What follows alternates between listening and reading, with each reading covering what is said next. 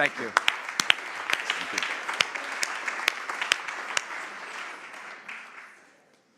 So our final speaker, I think you're going to find will keep the energy up as well.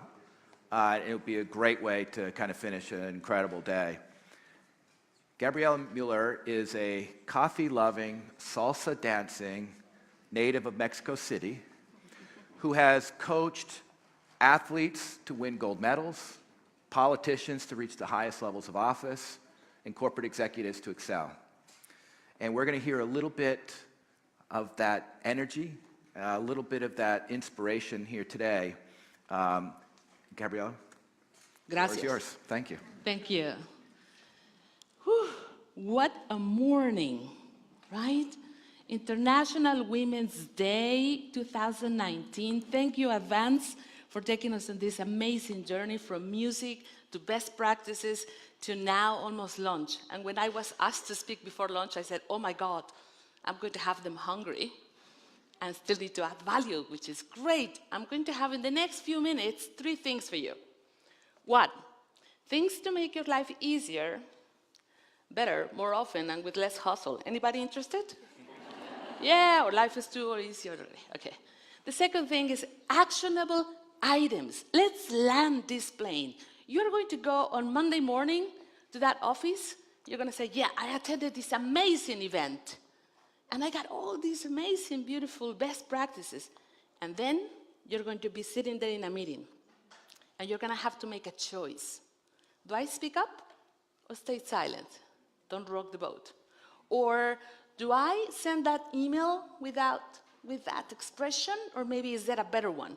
So what I want you to do is to have the experience in the next 10 minutes of some of the things that you can do. And lastly, I'm going to ask for you to interact, because we have been very attentive and at the same time sitting there. And what I want you to get at the end is something that you are truly committed to do as you leave this room. And it's going to be very actionable.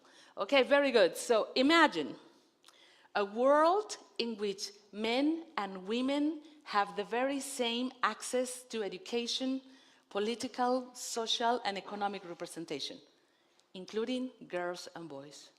How would that world be? Can I hear some answers? What's the adjective that comes to your mind? I think you're not that far from that. We're not that far. What is that adjective? How do we describe this world? Fair, beautiful. Funnier. Funnier, lovely. Sustainable, okay, great.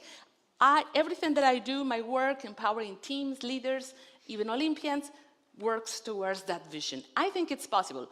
Question, raise your hand if you think it's possible. Are we going to see it in our lifetime? Yep. Very good. Millennials in the room, raise your hand. Good, look at you. Yes.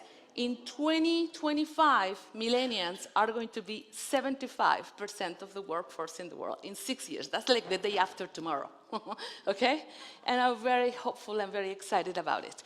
So the first practice that I want you to get is, I thought I was going to bring a PowerPoint or a cool video, which is already we saw. Then I thought, on a second thought, I'm going to bring something else. Honey, if you are watching this, your shoes are here. I'm sure I saw him, and I know, don't worry, we're not going to have here an apero here on this table, okay? The first word for all of us, empathy, true empathy. You're going to be a choice in those meetings, in those conversations on the phone or on email, and you're going to have the choice. Do I fully really understand my peer? And in order for us to really create diversity and inclusion, we really need to shift the conversation from sympathy to really the next level, which is empathy, right? And so for everybody to understand the difference is walking on everybody's shoes and actually walking, not just say, oh yeah, sure, I get you, and then you walk away. It's actually engaging in meaningful conversations that actually going to take us in that upgrade, kind of diversity 4.0 in the 4th Industrial Revolution, right? Okay, so here's what I'd like you to do. Next time you are in a conversation where you don't understand the other's perspectives, these are going to be 3 magic words. Tell me more. And I know you're going to be you're going to be tempted to answer and listen only to respond.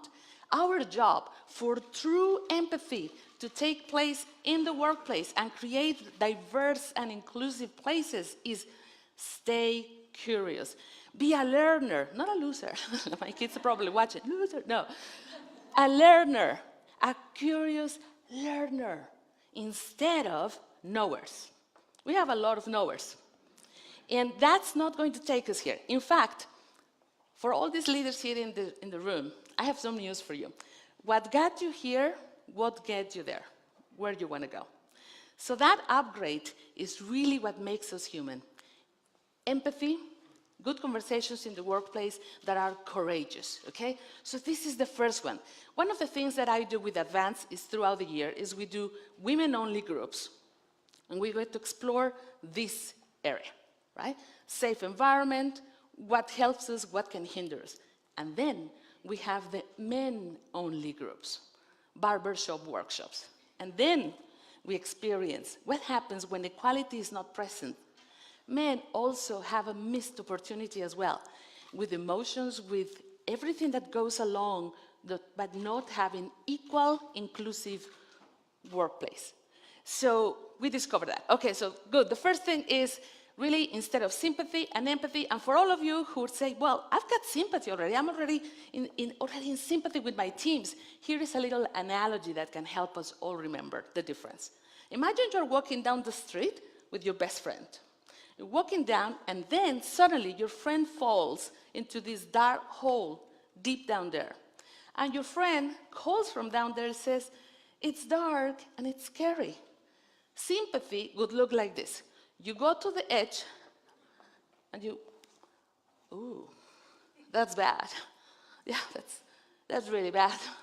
I'll check on you tomorrow, okay?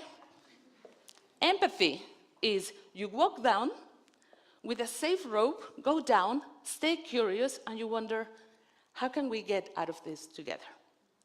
And that you engage with the emotion, not with the event, but with the emotion. Okay, very good. Next thing, men in the room, would you please stand up? Give me a little bit of a visual. Men in the room. Yeah, first an applause.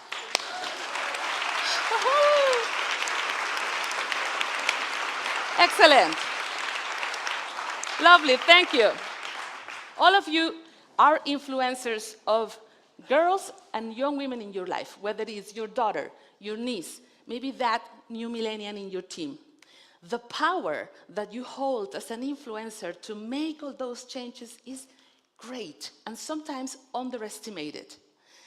It's proven when a good male figure gives a compliment on performance to a girl between the ages of 13 and 15, which is where the self-esteem drops, it can make a lifelong lasting effect, okay? So your job is on Monday, you're going to wake up, maybe over the weekend, you're going to wake up and think of a compliment or recognition for either a young girl in your life or somebody in your team on their performance, right? So you want to not qualify the person, the performance. And that, in only one sentence, you'll be making a huge, tremendous impact for the rest of their life, and in a positive way. Women in the room, this is for you. Two things. One, I want you to write down at least or think the initials of a woman who you admire in your company or in your team. She is doing a good job. Think of that person, right? Either you write her initials or you have her in your mind. All right, Monday morning. There are two things that we know that research shows that create diverse, inclusive places. And that's it. You're going to give her either a compliment or express gratitude. Recognition and gratitude, there are scars at the moment in corporations. And women, when we work together, we are really stronger, all right? And the last thing, and I'm looking at my timer here, we're going to do one more thing. You're going to look at the person next to you, And with a little bit of background music, you're going to get excited about the music. You're going to pick one action that you are determined to start already doing in the next 7 days.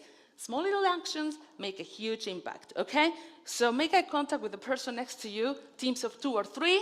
Music, go. And when it finishes, we stop. Sacrificio.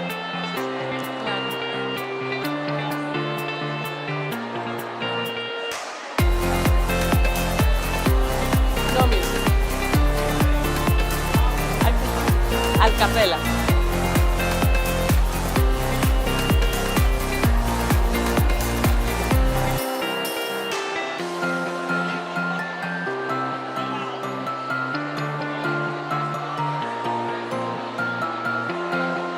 Don't worry.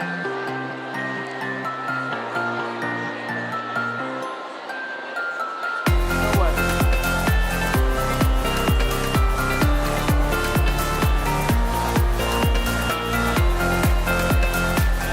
Right.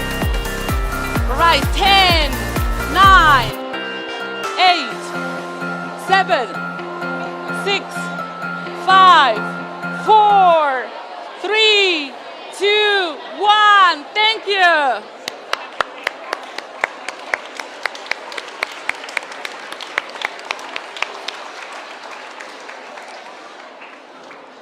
Thank you so much. Yes, that was the music. That would have been fantastic. It got a little bit late. Thank you. That's my inspiration. Hey, you were more powerful than this music in the room. We didn't hear it at all. It was there, actually. Thank you so much. Thanks. I like the good joke. Look how the difference of height of this. Now the cameraman is going to have to go up and down. We're here. I love the humor. It's not always comfortable to be tall, actually, either. There you go. I would like to share a little story before I come to my question. Please. It's about daughters' choices in life, recognition, about STEM that has something to do with my question. My daughter wanted to go into childcare as a profession. She's almost 13 years old.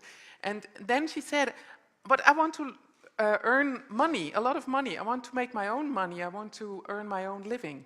And do I earn enough when I go for childcare? I said, no, you won't, because it's a female profession and it's badly paid. So the gender pay gap sometimes is between different professions as well. And then she asked me, what should I learn then instead of care and earn more? I want to double the income from the previous choice. I said, well, you like to play on the computer. Maybe you go into information technology. Yeah. You like to play with robots. Maybe you study robotics and machine engineering. I studied at ETH Zurich. I do have a master from Technical University here. And I would love to see my daughter study there too. And earn double or triple or 4 times the amount of money she would earn when she would go into care. And I heard you wrote a book. Here it is. And it's a book about how to be smart as a woman in STEM, and exactly. I want a copy because actually, I wanted to read it to my daughter. It launches today. Today is really the first day that comes out there. Right? Thanks. And tell us, why did you write it? Yeah, why that book? Well, it turns out that science, technology, engineering, and math are really at the driving seat of this 4th industrial revolution. And if we are going to thrive as humanity, it's going to be through the talent of both genders. Long-term, global solutions need to find global challenges need to find global solutions, and we need all the hands on the deck. That means that what numbers speak up, we need more women in STEM fields. There is a sense of urgency and importance we have not seen before. And there is a set of tools and strategies for women, kind of like the Swiss Army knife 4.0 for women.